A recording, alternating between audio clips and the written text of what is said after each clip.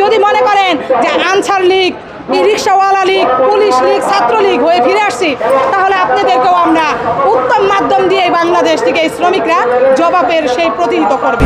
এখানে তারা পরবর্তীতে বলছে যে এডিট করা হচ্ছে, এডিট কিনা জানি না, তবে শ্রমিকরা কখনোই টুকাই না। কারণ আমাদের শ্রমিকরা আজকে মূর্খ বিদায় এই শ্রমিকের ব্যাড ট্যাক্সের টাকা দিয়ে বিভিন্ন নামি দামি প্রতিষ্ঠানে মেধাবীদেরকে তৈরি করা হয়। এই শ্রমিকদের ব্যাড ট্যাক্সের টাকা দিয়ে বিভিন্ন বিসিএস ক্যাডার জন্ম দেয় শ্রমিকরা। অতএব শ্রমিকদেরকে যদি কেউ টুকাই বলে, কেউ অশিক্ষিত মূর্খ বলে, সেই জবাব আমাদের এই 40 লক্ষ গার্মেন্টস সেক্টরের শ্রমিকরা দিতে একটুও পিছপা হবে না।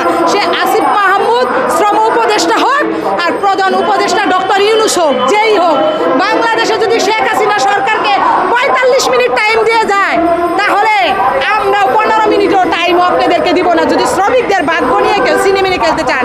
আরেকটা কথা বলতে চাই একদমই স্পষ্টভাবে, যদি কেউ মনে করেন যে আজকে বাংলাদেশ দেখবেন, বাংলাদেশ আজকে সংস্কার হচ্ছে, আজকে বৈষম্য বিরোধী আন্দোলন হয়েছে, কিন্তু আমরা শ্রমিকরা বৈষম্য প্রতিরোধের আন্দোলন করব, আমরা বিরোধী আন্দোলন করব না। বৈষম্য বিরোধী আন্দোলন করা মানেই হচ্ছে আগে যারা ছিল হুমকি দামকি ঠেট দিছে, এখন শূন্যস্থান পূরণ হয়েছে, চেহারা পরিবর্তন হয়েছে, কিন্তু ওই হুমকি দামকি শ্রমিকদেরকে এখনো দিয়ে যাচ্ছে। অতএব বৈষম্য বিরোধী আন্দোলন আমরা করবো না, আমরা শ্রমিকরা বৈষম্য প্রতিরোধের আন্দোলন করে তুলব। স্পষ্ট বলি, সমন্বয়করা তো মাত্র লেখাপড়া শেষ করতেছে বা অনেকেই চলমান আছে, এখনো পড়ালেখা শেষ করে নাই, তারা রাজনীতির আহামরি কিছু না হয়ে যায় নাই। তারা যদি মনে করে তারা মির্জা ফখরুল ইসলাম আলমগীর হয়ে গেছে, তারা যদি মনে করে ওবায়দুল কাদের হয়ে গেছে, তাহলে আমাদের এই শ্রমিকরা, এই ছাত্র জনতারা আবার তাদেরকে প্রতিহিত করবে।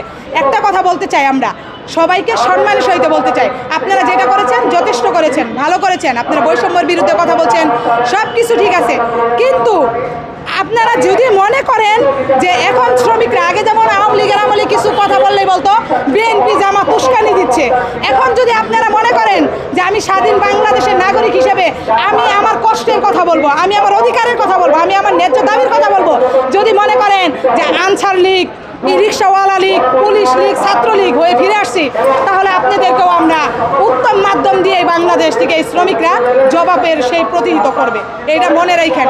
কারণ শ্রমিকের টাকায় দেশ চলতেছে, শ্রমিক ব্যাড ট্যাক্সের টাকা দেয়। আজকে বন্যায় যারা ক্ষতিগ্রস্ত, আমরা একটা কথা বলতে চাই, সবারটাই নিউজে কভার হয়েছে, আমাদের শ্রমিকদেরটা নিউজে কভার হয় নাই। 40 লক্ষ গার্মেন্টস শ্রমিক, এরা এখান থেকে প্রত্যেকটা শ্রমিকের 1 ঘন্টা করে ওভারটাইমের টাকা কাটা হয়েছে।